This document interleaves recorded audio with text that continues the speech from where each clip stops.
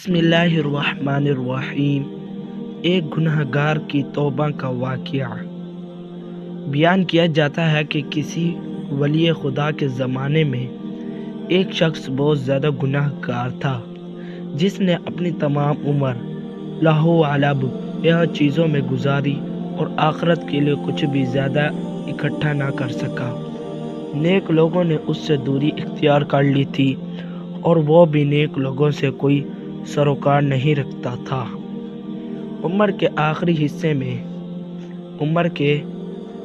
حصے میں جب اس نے اپنے کارناموں پر نگاہ ڈالی اور اپنی عمر کا جائزہ لیا تو اسے امید کی کوئی کرن نظر نہیں آئی، کیونکہ اسے اپنے دامن میں کوئی بھی نیک عمل نظر نہ آیا۔ یہ دیکھ کر اس نے ایک ٹھنڈی سانس لی، پھر اس نے آنکھوں سے آنسو بہانے لگے۔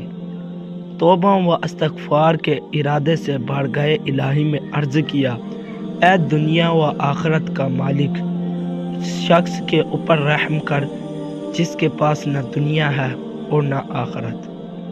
اس کے مرنے کے بعد شہر والوں نے خوشی منائی اور اس کو شہر سے باہر کسی گڈر میں پھینک دیا۔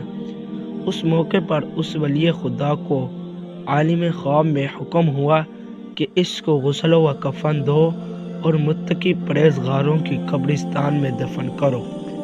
عرض کیا، اے رب العالمین، وہ ایک مشہور و معروف گنہگار و بدکار تھا۔ وہ کسی چیز کی وجہ سے تیرے نزدیک عزیز اور محبوب بن گیا اور تیری رحمت و مغفرت کا حقدار بن گیا، کیسے؟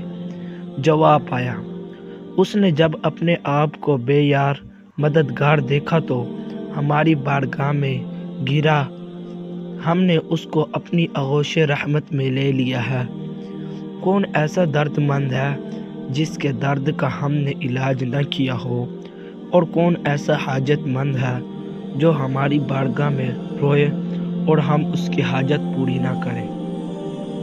کون ایسا بیمار ہے جس نے ہماری بارگاہ میں گرا وزاری کی ہو اور ہم نے اس کو شفا نہ دی ہو۔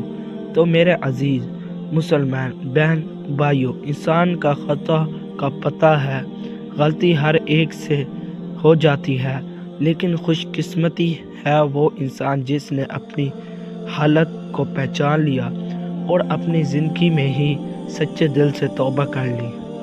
اس نے اپنے ایک دن میں رویا اور اللہ سے توبہ کی، اللہ نے اس کو معاف کر دیا۔ یہ تھا آج کے ایک گنہگار کے توبہ کا واقعہ۔ ویڈیو اچھی لگی ہو تو چینل کو ضرور سبسکرائب کریں تاکہ ہمارے 1000 سبسکرائبر جلدی سے جلدی اسی مہینے میں پورے ہو سکیں۔